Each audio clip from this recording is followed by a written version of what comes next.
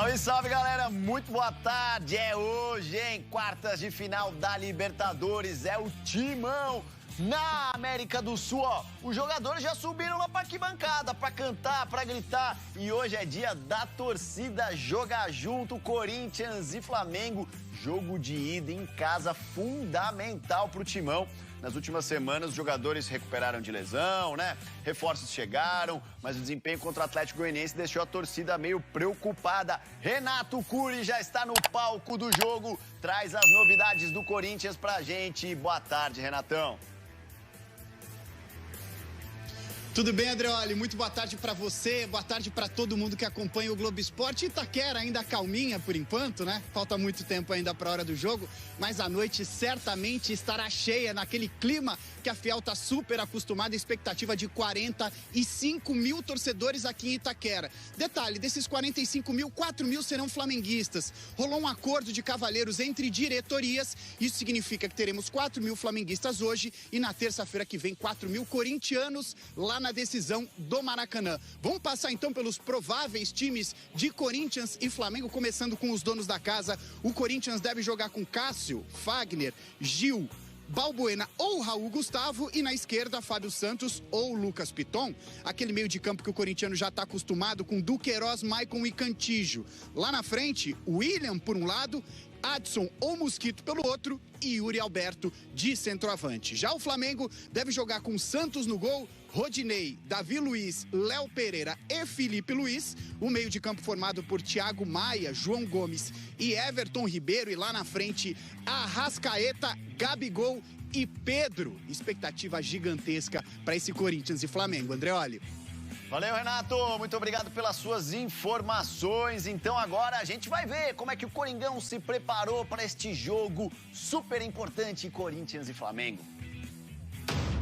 Todo mundo sabe que esse não é um duelo qualquer.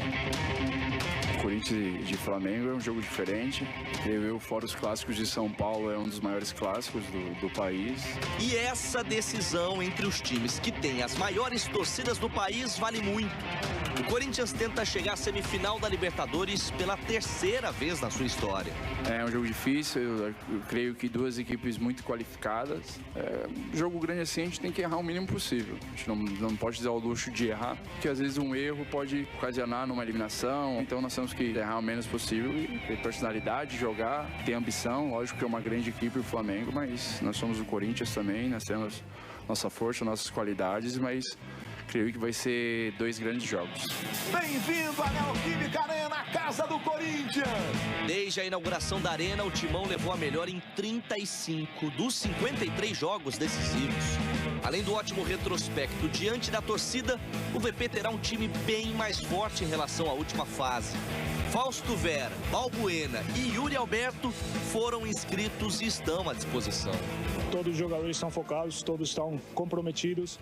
Isso que importa. A gente sabe da dificuldade que tem estar na frente das três competições, como a gente tá agora. O jogo de hoje vai colocar frente a frente o segundo melhor ataque contra a segunda defesa menos vazada da Libertadores.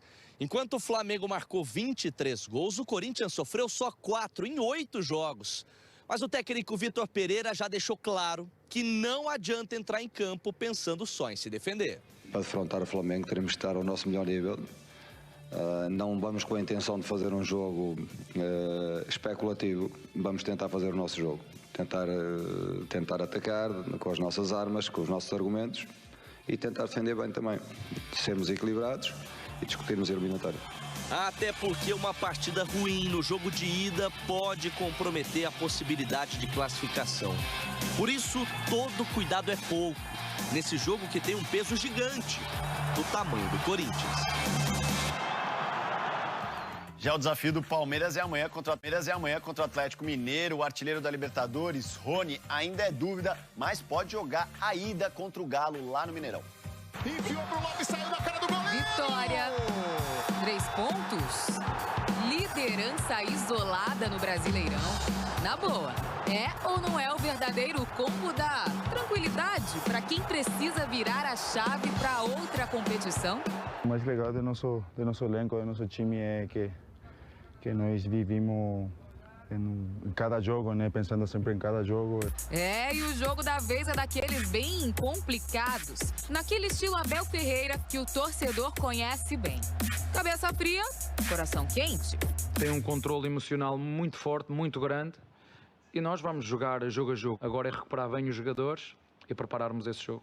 Falando em recuperar jogadores, Rony foi a novidade desse comecinho da semana do Palmeiras. Fora dos últimos 5 jogos, o atacante está recuperado da lesão na coxa esquerda e trabalha para tentar voltar a campo na partida desta quarta-feira contra o Atlético Mineiro. Rony é um dos artilheiros do time na temporada, atrás só de Rafael Veiga. E na Libertadores vai muito bem. Se tornou o artilheiro isolado do time na competição. Se jogar amanhã, pode ser uma ajuda e tanto para um confronto que pede esse faro de gol. O jogo da Libertadores é um rival muito difícil, né? Que enfrentamos o ano passado na semifinal. Já sabemos que é um campo, um estádio muito difícil. Mas a gente acho que se está preparando para tratar de fazer o nosso melhor e tentar conseguir a vitória. O novo goleiro do São Paulo, que estreou no último jogo contra o Atlético Paranaense. Para quem não sabe, o motivo da contratação dele tem tudo a ver com uma relação de longa data com o Rogério Ceni. Um goleiro corajoso.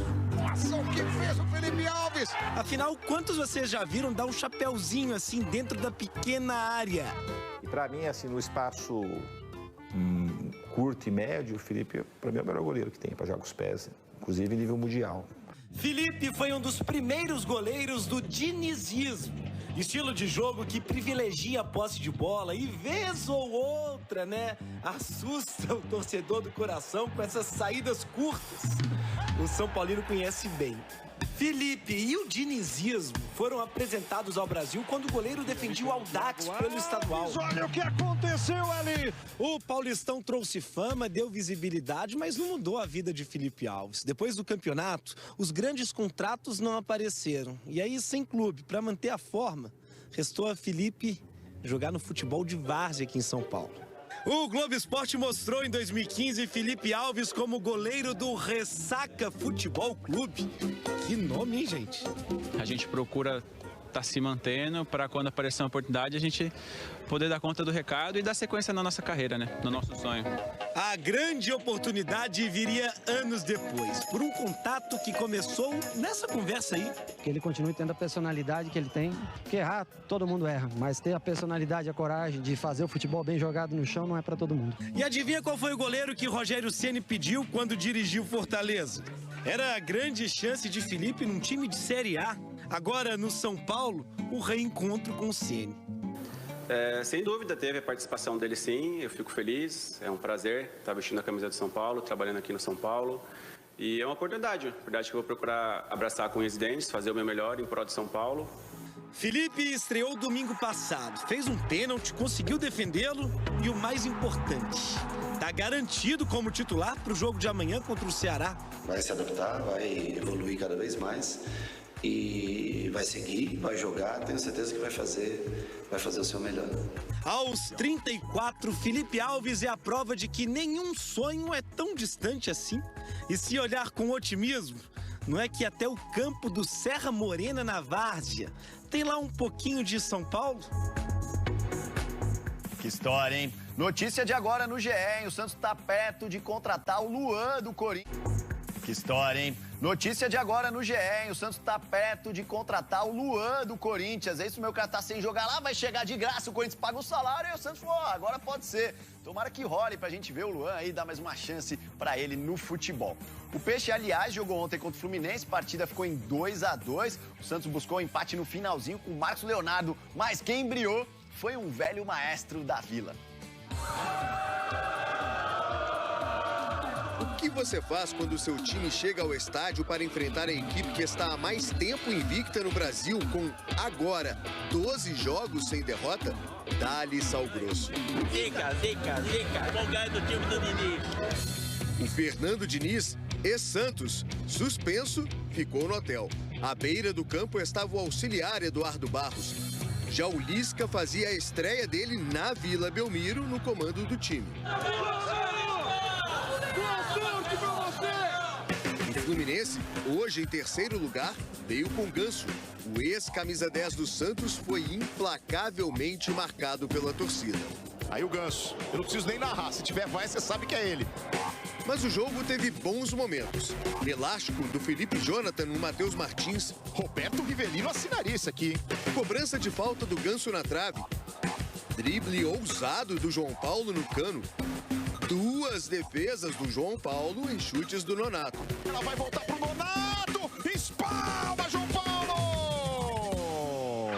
E o Lisca, com poucos momentos de explosão, bem mais calmo do que de costume, até sair o primeiro gol. Aí foi só alegria.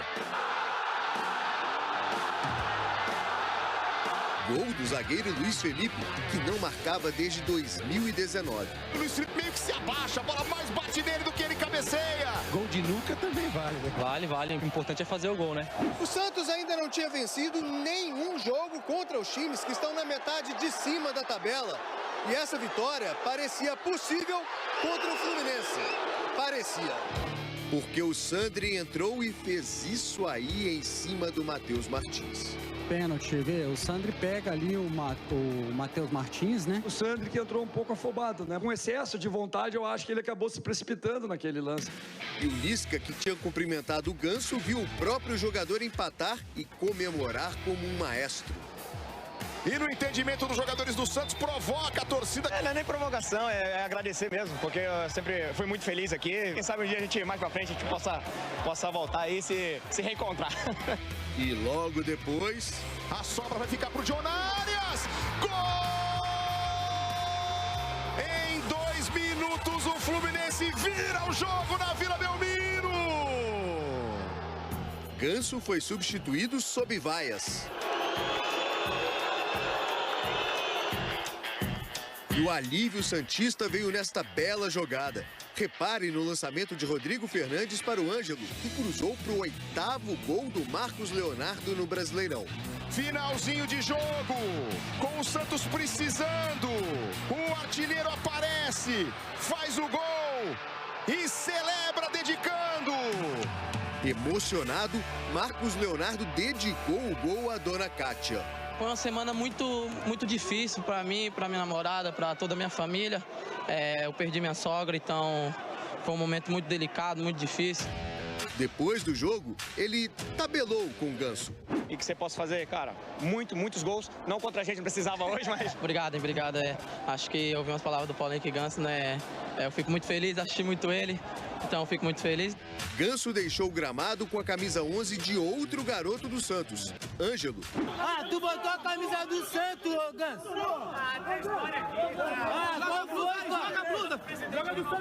Joga essa blusa aí. E o Lisca foi pro vestiário com uma reflexão. Meu trabalho é resgatar essa unidade, né? Grupo, torcida, clube, né? Os jogadores não ficarem receosos. Coragem, nós precisamos ter coragem, né?